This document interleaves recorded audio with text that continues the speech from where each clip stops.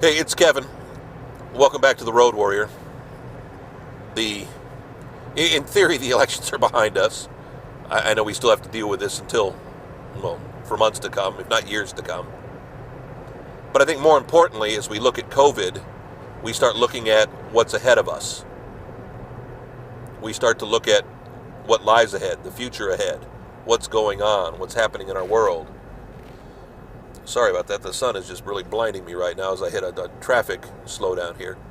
I don't say looking ahead is almost pointless at this point. I know a lot of people are still feeling COVID frustration. They're still feeling the frustration of not getting back to normal, of life still being out of kilter. And now reports have it that we could be dealing with this until at least 2022. Imagine another full year of, well, for the most part, staying home, not enjoying concerts, not going to movies, not spending time with friends and family. I mean, for us, we haven't been to Indiana all year. There were times when I personally passed on Indiana because I wanted to and didn't want to think about it and didn't want to go there, but my wife always went. This year, that wasn't really an option for either of us. I guess it could have been. We weren't willing to take the risk. Could we have another year of that? I don't want it. But as I've said before, if that's what it takes to survive COVID-19, I'm willing.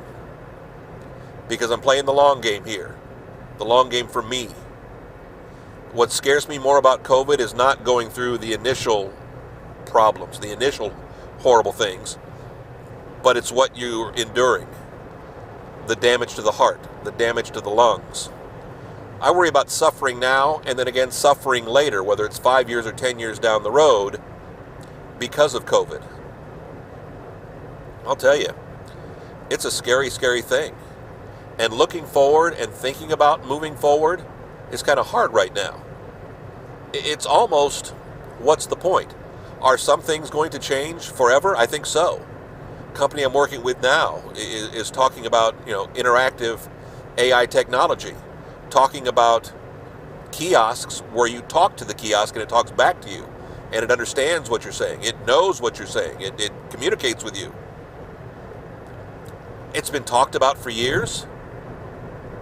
But I don't think until COVID that people, not just this company, but other companies went, oh, we probably need to change the way we do things. Good, bad, or indifferent. Things are different. Life is going to be different. I think moving forward, it's going to be slightly different. Whether it's 10% or 20% or 50% different, I don't know at this point. But I think it's important that we accept that. I think it's important that we deal with it, that we prepare for it, no matter what's happening. It's still a scary, scary time for all of us, not just in America, but in the world.